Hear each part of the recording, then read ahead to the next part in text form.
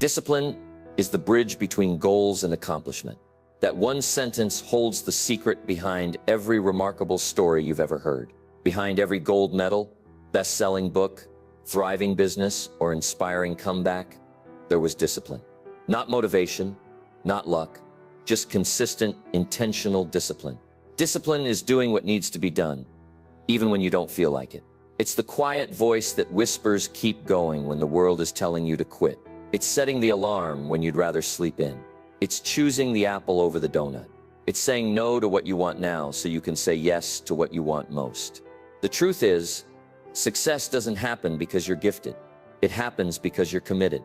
And commitment without discipline is just a wish in disguise. Most people aren't failing because they lack potential. They're stuck because they keep negotiating with their excuses. But when you stop negotiating, when you stop waiting for the right moment and start applying discipline daily, that's when your life changes. Discipline doesn't just change your results, it changes you. It sharpens your mind, builds your character, and stretches your capacity to live a bigger, bolder life. Today I'm going to walk you through the powerful lessons that will show you why you must never neglect discipline, because it's the foundation of everything you truly want. Stay with me for the next few minutes as I show you how to build a life you're proud of, one disciplined decision at a time. Let's dive in. Number 1. Discipline is the gateway to freedom. Most people think of discipline as a restriction, something that takes away your freedom. But the truth is, discipline is what gives you freedom. Real freedom isn't doing whatever you want, whenever you want. Real freedom is waking up with peace of mind. It's knowing you're in control. It's having options because you've done the work. Without discipline, life controls you. But with it, you take the steering wheel. Think about the people who seem truly free. Free from stress, free from debt, free from drama. They didn't get there by chance. They got there through daily discipline. They showed up when it wasn't easy. They made decisions that served their future, not just their feelings. Take Nelson Mandela. He spent 27 years in prison, and yet his spirit remained unshaken. Why? Because even in confinement, he practiced discipline, mental discipline, emotional discipline. Instead of letting bitterness define him, he chose purpose. And when he walked out of that cell, he didn't walk out angry. He walked out ready to lead a nation. That's freedom. And it came through discipline. If you want freedom in your finances, you need the discipline to manage money. If you want freedom in your health, you need the discipline to move and eat right. If you want freedom in your time, you need the discipline to plan and prioritize. Every kind of freedom requires a kind of discipline. That's the trade, and it's always worth it. See, the pain of discipline is temporary, but the pain of regret can last a lifetime. Discipline asks you to sacrifice the short term for the long term. It's tough, but it pays. And the reward is that priceless feeling of knowing you're in control of your own destiny. So if you feel stuck, if you feel like life is pushing you around, maybe it's time to flip the script. Stop looking at discipline as punishment. Start seeing it for what it really is. The door to your next level, the key to your peace, the price of your personal freedom. Freedom isn't free, but the cost is worth it. And the cost is discipline. Number 2. Small acts of discipline shape big results. People often wait for a major breakthrough, a huge opportunity, a bold moment of courage, or some overnight transformation. But here's what they don't realize. Greatness doesn't come from grand gestures. It comes from small, consistent acts of discipline, repeated over time. It's the little things that build the big things. It's the 5 minutes of reading when no one's watching. It's the decision to save $10 instead of spending it. It's getting up when the alarm rings, even if the bed feels warm and forgiving. Those are the quiet choices that shape your destiny. There's a story about a young man named Marcus. He worked nights delivering pizzas in a small town. No big education, no connections. Just an average guy trying to get by. Every day he'd take home a handful of tips and wonder if life would ever change. But one night after a long shift, he sat in his tiny kitchen, opened a used book someone gave him, and read just one chapter. The next night, he read another. That became a habit. 15 minutes a night. Then he started taking notes. Then he started applying what he read. He began waking up earlier, planning his day, saving a little money, and building a vision board on the back of an old cereal box. Not much changed in the first few months, but something changed in him. He was becoming a different man, more focused, more intentional, more disciplined. Within a year, Marcus launched a small online business from his kitchen table. Within 3 years, he left the pizza job. 5 years later, he was mentoring others on financial freedom. And it all started with 15 quiet minutes. No applause, no spotlight, just small acts of daily discipline. You don't need a revolutionary plan to change your life. You need a consistent one. Reading 10 pages a day may not feel like much, but that's 3,650 pages in a year. A few push-ups a day won't sculpt a perfect body, but do them every day, and your body starts to shift. Speaking kindly to your partner every morning might feel ordinary, but over time, it builds trust, connection, and love. Discipline doesn't need to be dramatic. It just needs to be steady. Like water dripping on stone, it eventually reshapes the surface. Most people get discouraged because they don't see results fast enough. They quit the gym after a week. They give up on budgeting after one setback. They throw away the journal after missing 2 days. But discipline isn't about being perfect. It's about staying in the game. Missing one day doesn't ruin your progress. Quitting does. That's the real difference. Successful people aren't more talented. They're just more consistent. They stick with the basics longer than most are willing to. And eventually that compounds into extraordinary outcomes. Imagine a tree growing from a tiny seed. You don't see progress on the surface for a long time. But underground, the roots are forming. They're anchoring. They're preparing for something strong to grow upward. That's what daily discipline does. It grows your roots. It strengthens your foundation. It makes sure that when success shows up, you're ready to hold it. You don't need to wait for the perfect plan or the perfect day. You don't need to start with 5 hours a day. Start with 5 minutes. Start with one habit, one journal entry, one act of kindness, one healthy meal, and repeat it. Build the muscle. Strengthen the mindset. Discipline is a skill, and it grows with use. Marcus didn't change his life with one big move. He changed it with one small step, repeated again and again, and so can you.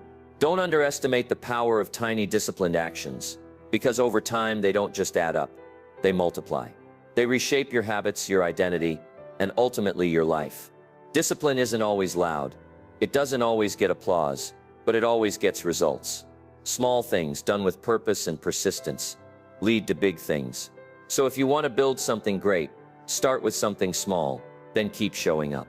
That's where the magic lives. Number 3. Discipline defeats excuses.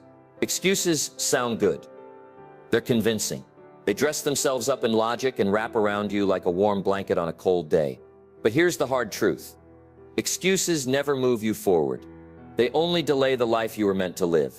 And the only thing strong enough to defeat excuses every time is discipline.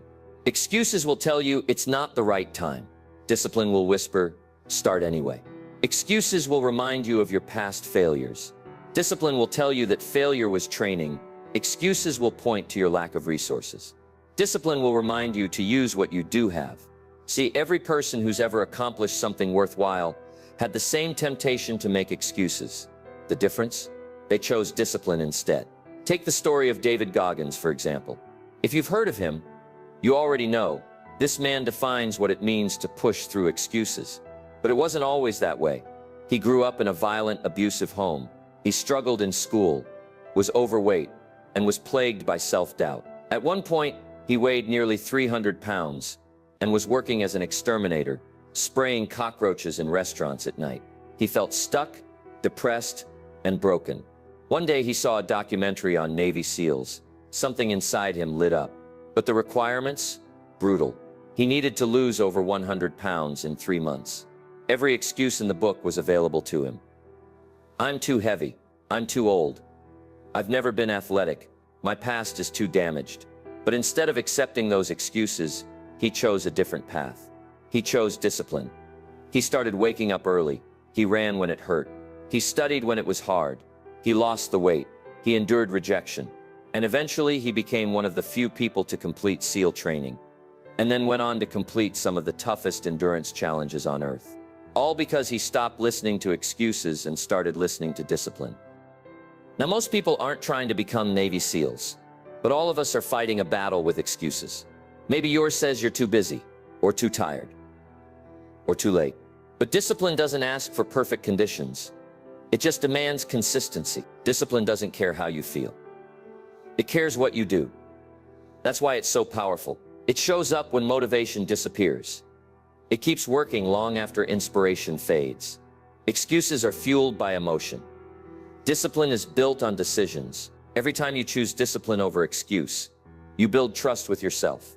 You reinforce the belief that you are in charge. Not your mood, not your fear, not your laziness. You. And that belief creates momentum. Once you realize you're stronger than your excuses, something shifts inside you. You stop being a prisoner to your limitations and start becoming a builder of your future. But here's the key. Don't wait for motivation. Don't wait for everything to feel right. Discipline begins when you do the thing anyway, even if you don't feel like it, even if it's uncomfortable, even if no one else believes in you yet. That's when transformation begins. If you keep feeding your excuses, they grow stronger. But if you starve them, if you act in spite of them, they shrink, and over time they die.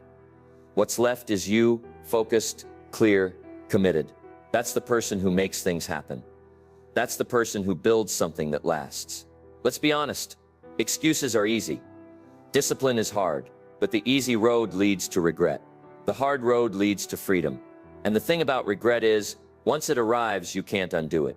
But discipline prevents regret. It earns respect. It creates progress. And most of all, it gives you your power back. So the next time you hear an excuse in your mind, pause and choose discipline. Choose the workout. Choose the book. Choose the cold shower. Choose the early morning. Choose the hard conversation. Choose action over avoidance. Do it not because it's easy, but because your future depends on it. Because at the end of the day, excuses make your life smaller, but discipline makes it bigger. Number 4, the discipline of giving. There's something deeply powerful about giving. Not just giving when it's easy or convenient, but giving on purpose, giving with consistency, giving when no one's watching. That kind of giving takes discipline. And that discipline doesn't just help others, it transforms you. Most people think giving is about charity, but true giving is a mindset. It's a way of life. It's not just about money. It's about time, energy, knowledge, encouragement, and support.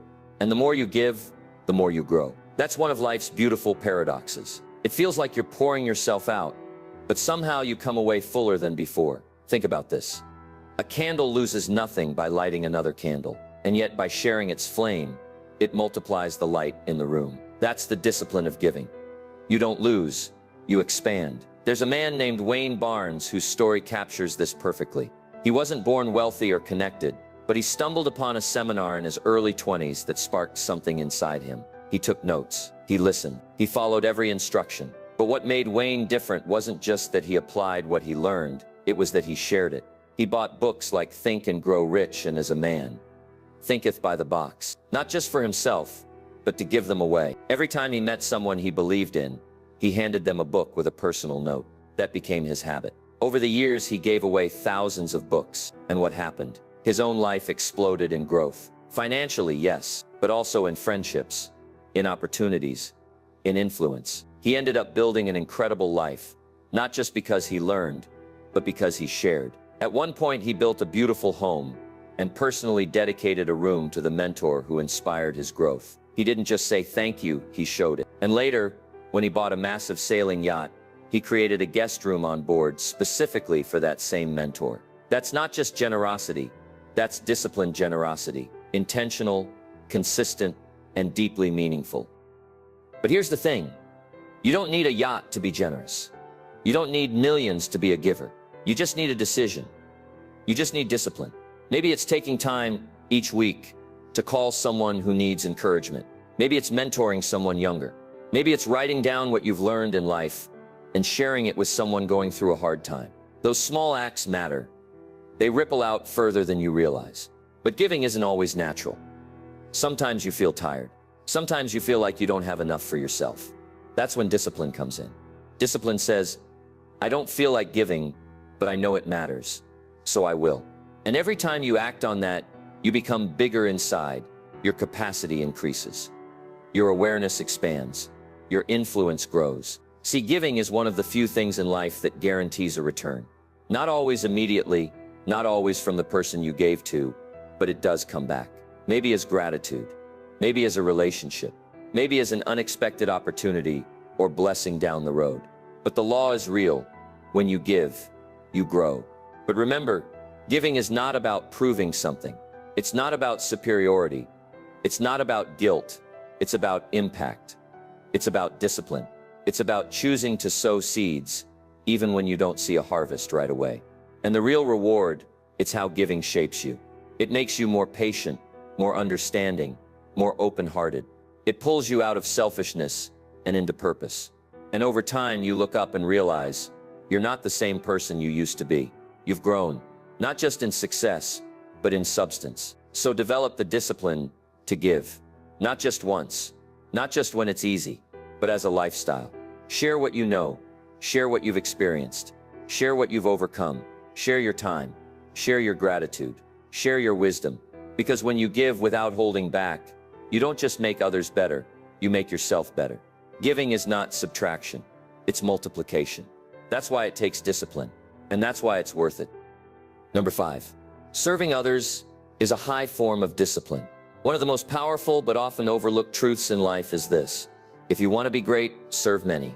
If you want to rise, lift others. Success isn't just about what you can accumulate, it's about how many people you can impact. And impact requires something more than desire. It requires discipline. Serving others takes effort. It means showing up when it's inconvenient. It means listening when you'd rather speak. It means giving without expecting applause. That's not always easy, but it's meaningful. And over time, it makes you great, not just in achievement, but in character. Discipline in service means putting your ego aside. It means putting purpose above pride. It means recognizing that your gifts, your talents, your resources, they weren't given to you to be hoarded. They were given to be used for good. Think about Mother Teresa. She didn't chase money or fame. She chased suffering and brought healing. She didn't wait for perfect conditions. She walked into the streets of Calcutta, where people were dying and abandoned. She picked them up with her own hands. She cleaned their wounds. She sat with them in silence. And she did this every day, with no cameras, no spotlight, no recognition, only discipline. Discipline to serve the lowest, the forgotten, the ones no one else would touch. And what happened? The world noticed. Not because she demanded it, but because she deserved it. But here's the thing. Service doesn't have to be dramatic. It doesn't require a passport or a platform. It starts where you are, with what you have. It could be helping your team succeed instead of just chasing your own win. It could be mentoring a student, supporting a coworker, or simply making someone feel seen. These aren't small acts, they're seeds. And when sown consistently, they build a life of extraordinary meaning. Now let's talk about why service requires discipline. Because your mind will often want to turn inward. I'm too busy. They don't appreciate me. It's not my responsibility. These are natural thoughts. But discipline interrupts those patterns. Discipline says, it's not about me. It's about what needs to be done. It shows up when your emotions don't want to. And in that space you grow. Serving others also builds resilience. Why? Because it forces you to get out of your own head. When you focus on someone else's pain, your problems get smaller. When you help someone else rise, you rise too. Discipline in service teaches you empathy. It teaches you patience. It teaches you humility. And these aren't soft skills, they're life skills. The kind that make you a better parent, partner, leader, and friend. You also learn something valuable. Not everyone will say thank you. Not everyone will notice your sacrifice. But discipline teaches you to keep serving anyway. Because your value doesn't depend on validation. It depends on your contribution. And the more you contribute, the more value you carry within yourself. It's easy to serve when it feels good. But discipline keeps you serving when it feels hard. When you'd rather retreat, discipline pushes you to lean in. When you feel unnoticed, discipline reminds you of your purpose. That kind of discipline shapes leaders. It shapes legends. It shapes people others trust and follow. Here's something else. When you commit to serving others, you also position yourself to receive. Not in a manipulative way, but because the world responds to people who give, doors open for givers. Opportunities find them, relationships deepen. Why? Because they're not just looking out for themselves. They're building bridges, and bridges carry traffic in both directions. The best version of you will always be the one who's making a difference. Not just making money, not just making noise, but making lives better. That takes heart. But more than that, it takes habit. A habit of serving. A habit of asking, how can I help? and doing it not just once, but often, especially when it's hard, especially when no one's watching. So if you want to live a bigger life, start by helping someone else live a better one. Discipline yourself to serve. Discipline yourself to lift. Because the most fulfilled people aren't the ones who have the most. They're the ones who give the most. In the end, service is not a task. It's a calling. And discipline is what keeps you answering that call every day with purpose, strength, and joy. Number 6, grow your capacity by growing your character. There's a simple truth that changes everything once you understand it. You can only hold as much life as your character can handle. You can only experience the joy, the success, the influence, the love, at the level your inner strength allows. If your character is small, your capacity stays small. But when you grow your character, you grow your capacity. And the bridge between who you are now and who you want to become is discipline. A lot of people think growth comes from learning more, but information without transformation doesn't stick. Discipline is what turns information into transformation. It's what takes lessons from the page and carves them into your daily life. And when you do that long enough, something happens. You begin to expand. You begin to carry more. Not just the good things like joy, love, and purpose, but also the tough stuff like disappointment, failure, and pain. And instead of breaking under it, you learn to carry it with grace. Consider the story of Viktor Frankl, a psychiatrist who survived Nazi concentration camps during World War II. He lost his family, his freedom, and almost everything he had. But he discovered something remarkable. While his external circumstances were controlled by others, he still had control over one thing: his attitude. He chose to find meaning in his suffering. He chose to remain mentally free, even in physical captivity. That decision didn't come from emotion. It came from discipline. A quiet, daily decision to maintain dignity, purpose, and focus, even in the worst conditions imaginable. Frankl's story teaches us something vital. Character isn't built in comfort. It's built in challenge. And discipline is what allows you to face that challenge and grow through it. Character is developed when you say no to shortcuts, when you resist the temptation to cut corners, when you keep your word, even when it's hard, when you show integrity, especially when no one's watching. That's not always fun. That's not always easy, but it always expands who you are. And here's the beauty of it. The stronger your character, the more you can receive in life.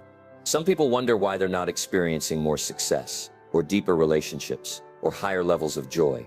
Often it's not because those things aren't available, it's because they haven't built the capacity to hold them. It's like trying to pour a gallon of water into a cup that can only hold 8 ounces. You don't need more water, you need a bigger cup. And discipline builds that cup. Growing your character also builds emotional resilience. You stop being thrown around by your moods. You stop reacting to every bump in the road. You develop strength, steadiness, clarity. That means you can handle more pressure without breaking. You can lead better. You can love better. You can live better. But again, none of this happens by accident. Growth doesn't come from wishful thinking. It comes from daily choices. It comes from deciding to do the right thing, even when no one will notice. It comes from cleaning up your habits, facing your weaknesses, and refusing to let excuses run your life. That's character work. And it takes discipline. One of the most powerful exercises you can do is ask yourself, if everything I want showed up tomorrow, would I be ready to handle it? The money, the business, the relationship, the opportunity? Could your current level of character carry that responsibility? Could it stay strong under pressure? Could it hold the blessing without collapsing under it? If the answer is no, that's not a reason to feel bad. That's a reason to start building. Every book you read, every early morning you conquer, every temptation you resist, every promise you keep, you're not just surviving the day. You're building the person who can carry your future. Discipline is not about restriction. It's about readiness. It's about becoming the kind of person who can receive and retain the rewards life has to offer. Because success without strength will crush you. But success with character, that's sustainable, that's real, that lasts. So if you want to live a bigger life, grow a stronger core. And to do that, lean into discipline. Day by day, choice by choice, thought by thought. Build your inner world, and your outer world will expand with it. Grow your character, and you'll find there's no limit to what you can hold. Number 7. Lifestyle is a discipline, not an accident. Lifestyle isn't just about what kind of car you drive or what vacation you take once a year. Lifestyle is your everyday expression of who you are. It shows up in how you dress, how you speak, how you treat others, how you spend, how you tip, how you carry yourself, even when no one is watching. And the truth is, lifestyle isn't something you fall into. It's something you design, and that design requires discipline. Most people think they'll improve their lifestyle after they become successful, but they've got it backward. You build the lifestyle first through discipline, and success follows, because how you do anything is how you do everything. The little decisions you make every day, those are shaping your identity, your relationships, your opportunities. Discipline is the architect. Lifestyle is the result. Let's talk about a woman named Claire. She worked as a secretary in a small company, barely making ends meet. But what made Claire different wasn't her paycheck. It was her mindset. She refused to let her circumstances define her lifestyle. While others showed up late, she arrived early. While some coworkers wore wrinkled clothes and gave minimum effort, Claire dressed sharp, kept her desk tidy, and handled each task with care and excellence. She didn't have a big budget, but she had high standards, and she kept them daily. She read during her lunch breaks. She made handwritten thank you notes for clients. She brought a smile and a positive attitude to work, even on the tough days. No one told her to do these things. No one was giving her extra pay. But Claire had a vision for her life, and she used discipline to live in alignment with that vision, even before the results showed up. Within a few years, her consistent lifestyle caught the attention of upper management.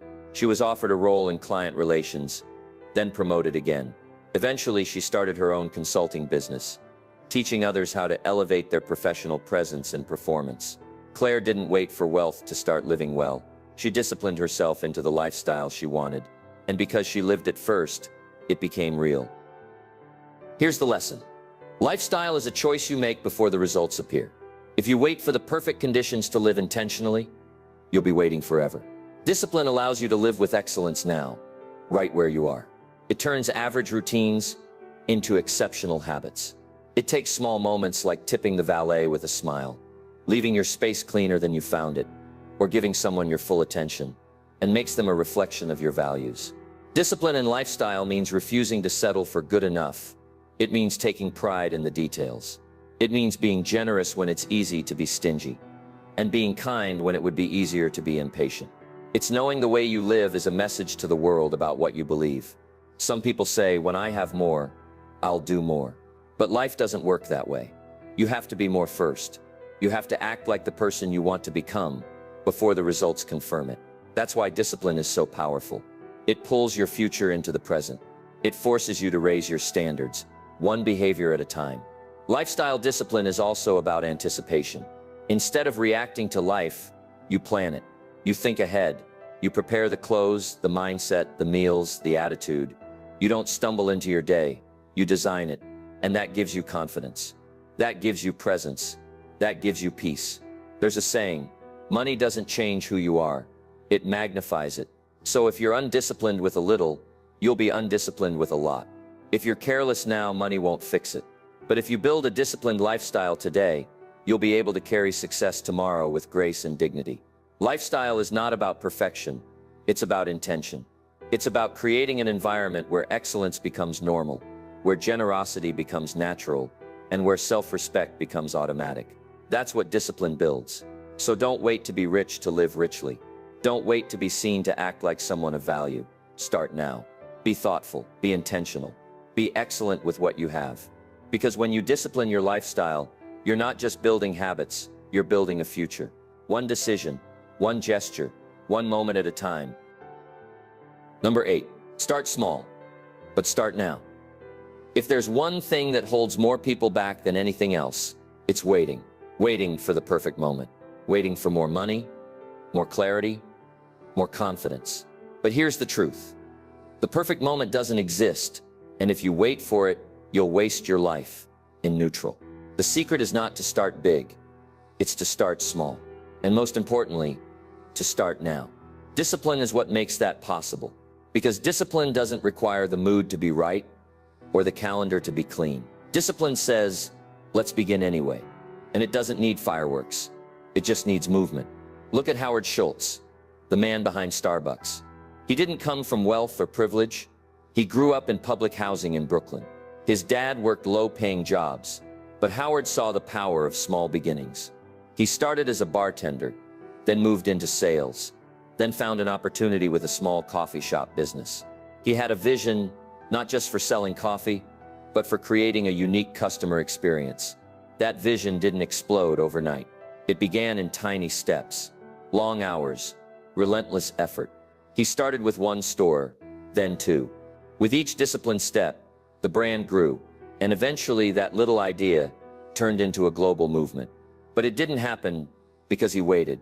It happened because he started. That's the principle. Big change comes from small starts. The problem is most people are embarrassed by small. They think if they can't do something impressive, it's not worth doing. But that mindset kills progress. Because the truth is, no one starts off great. Every master was once a beginner. Every empire was once a single decision. Every success story began with a first, awkward, unsure step. Discipline doesn't demand that you get everything right. It just demands that you get going. It's about showing up, even when you're unsure. It's about doing the reps, even when it feels pointless. Because those early reps, the ones you don't think are working, are laying the foundation for everything to come. You might be staring at a blank page today. That's fine. Start writing. You might have $5 in your bank account. Start budgeting. You might be out of shape. Start walking around the block. You don't need perfection. You need momentum. And momentum is born from motion. The smallest disciplined action is more powerful than the greatest idea that stays stuck in your head. And here's something beautiful when you start.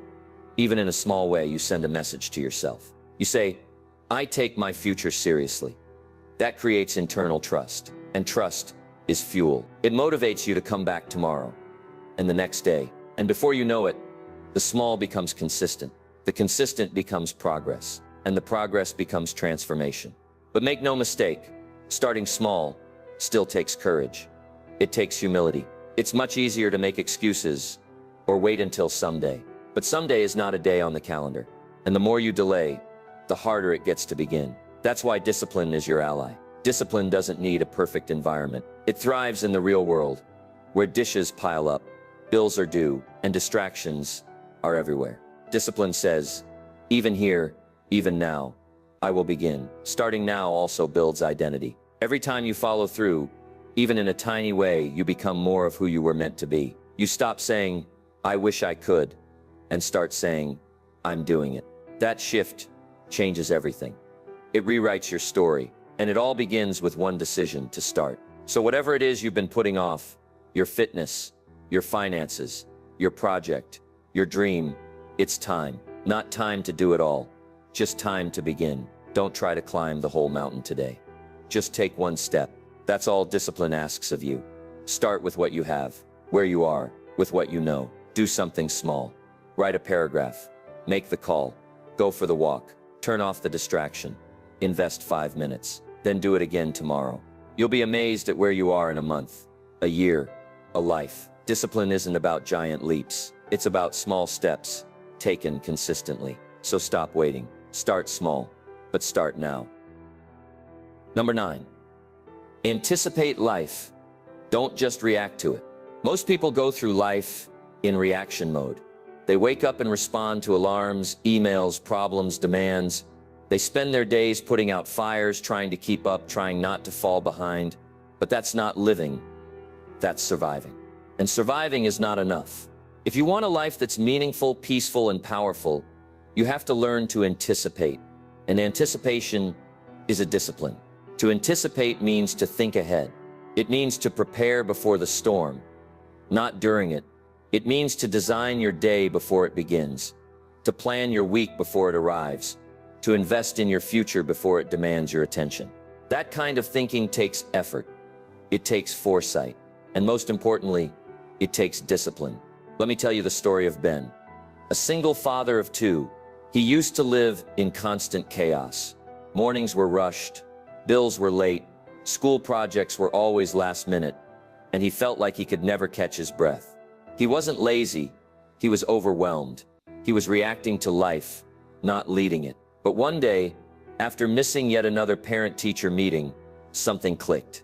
He realized his kids weren't just watching what he said, they were watching how he lived, and what he was modeling was stress, disorganization, and reactivity. So he made a decision. He couldn't fix everything at once, but he could start planning.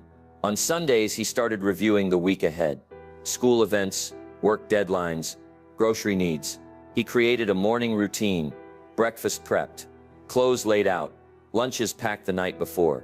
He built habits into his evenings, reading with his kids, talking about their day, even preparing affirmations together. Slowly, their mornings got calmer. Bills were paid on time. Meals were healthier. The house felt more peaceful. Why? Because he stopped reacting and started anticipating. It wasn't magic, it was discipline, and it changed everything. When you anticipate life, you reduce anxiety. You stop being surprised by things you should have seen coming. You gain confidence because you know you're not just reacting to the world, you're shaping it. You become more effective, more present, and more in control. Discipline helps you wake up before the chaos. Think before you speak, plan before you're pressured. It allows you to live proactively, and that is where power lives. Think about a professional athlete. They don't show up to the game and just figure it out. They train in advance. They study the opponent. They visualize plays. They fuel their body, stretch their muscles, prepare their mind. By the time they step onto the field, they're not reacting. They're executing. That's what discipline gives you: an edge, a rhythm, a readiness that changes how you move through the world. The same applies to your finances. Do you wait for money problems to appear, or do you create a budget ahead of time? Do you spend every dollar as it comes in, or do you anticipate future needs and save accordingly? That's not just financial advice, it's life advice. Because every area of your life improves when you stop living by reaction and start living by design. Discipline gives you the margin to breathe. It gives you time to think, space to plan, energy to grow, and it builds something priceless: trust in yourself. You begin to trust your choices, your timing, your ability to handle what's ahead. You no longer fear the unknown because you've developed a habit of preparation. And let's be clear, anticipation doesn't mean you control everything. Life will still throw you curveballs. But when you've trained yourself to anticipate, even the unexpected doesn't knock you down as hard. You bend, but you don't break. You adjust, but you don't unravel. Because your roots are strong, you've built discipline into your foundation. So ask yourself, are you leading your day, or is your day leading you? Are you intentional with your time, or constantly reacting to what shows up? Do you wait until things break before addressing them, or do you invest now to prevent the cracks? Discipline says, let me prepare today for what I want tomorrow to look like. That's how you build peace. That's how you build progress. And that's how you create a life that isn't just busy, but beautiful. Don't let life catch you off guard. Catch it with readiness. Meet it with structure. Greet it with a plan. Anticipate and you'll rise above the noise. You'll find clarity where others find chaos. And you'll experience a life of quiet confidence because you didn't wait for things to happen. You made them happen. Number 10. Discipline turns pain into power. Everyone faces pain. No one escapes it. It comes in many forms: failure, heartbreak, loss, frustration, disappointment. The difference between those who rise and those who stay stuck isn't the absence of pain, it's what they do with it. And the people who rise, they've learned the discipline of turning pain into power. Pain by itself doesn't make you stronger. In fact, if you're not careful, pain can break you. It can make you bitter, resentful, and afraid to try again. But when you meet pain with discipline, everything changes. Discipline gives pain a purpose. It turns setbacks into stepping stones. It transforms suffering into strength. Take the story of Bethany Hamilton, the professional surfer who lost her arm in a shark attack at just 13 years old. Imagine the trauma of that moment, the fear, the loss, the dreams that suddenly seemed unreachable. Most people would have accepted that as the end, but Bethany didn't. She chose discipline. She chose to face the pain, not hide from it. She trained harder, adjusted her technique, and got back on the board. Within months, she was surfing again, stronger, more focused, more determined than ever before. Her success wasn't built on talent alone. It was built on the discipline to keep showing up, even when it hurt. To fall, get back up, and paddle out again, over and over. That kind of resilience doesn't happen by chance. It's trained. It's earned. It's a choice made every single day. You may not be a surfer or face something so dramatic, but pain is pain. Maybe you've lost someone you loved. Maybe a dream didn't work out. Maybe life didn't go the way you planned. And now you're standing in the ashes wondering if anything good can come from it. Here's the answer. Yes, but not automatically. Only if you choose to let pain become your teacher, not your jailer. Only if you decide to face it with discipline. That means instead of asking, why me? You ask, what now? Instead of numbing the pain, you process it. You learn from it. You let it shape you into someone wiser, someone deeper, someone who can help others carry their pain, because you've carried your own. Discipline doesn't ignore pain. It doesn't pretend it's easy. What it does is give you structure in the middle of chaos. It gives you routines when everything feels uncertain. It gives you something to hold on to when emotions try to sweep you away. That's what makes it powerful. Pain will tempt you to retreat, to stop trying, to stay angry, to shut down. Discipline says, keep going, keep working, keep believing. And each time you do, you reclaim a piece of yourself. You rebuild not just what you lost, but something greater, something unshakable. Discipline turns pain into fuel, into focus, into compassion. You begin to see others differently because now you understand suffering. You stop judging so quickly. You start listening more deeply. That's power, the kind that doesn't shout, but uplifts, the kind that changes lives. But here's what's important to remember. You don't have to do it all at once. Turning pain into power isn't one big heroic moment. It's a series of small, disciplined choices. Getting out of bed when you'd rather stay curled up. Writing in your journal when the emotions feel too big. Going for a walk when your mind is heavy. Talking to someone instead of isolating. Creating something new when it feels like everything's been taken. Every act of discipline becomes a thread in the new story you're writing. And over time, those threads become a tapestry of strength. You won't forget the pain, but it will no longer define you. It will refine you. Bethany didn't just return to surfing. She became a symbol of courage. Not because she didn't feel fear or pain, but because she chose discipline over defeat. That choice is available to all of us. So whatever pain you're carrying, don't waste it. Use it. Shape it. Let discipline guide you through it. Because on the other side, there's not just healing, there's power. Power you earned. Power you built. Power that no one can take away. And when people look at your life, they won't just see what hurt you, they'll see what you did with it. They'll see someone who didn't let pain win. They'll see someone who turned struggle into strength. And that, more than anything, is what discipline was always meant to do. Discipline is not just a tool, it's a way of life. It's the invisible force behind every meaningful achievement, every powerful transformation, every lasting change. The truth is, there is no breakthrough without follow-through. You can dream as big as the sky, but without discipline, it all stays in your head. You can hope, wish, and visualize, but only discipline will turn that vision into reality. Throughout this journey, we've uncovered what discipline really is.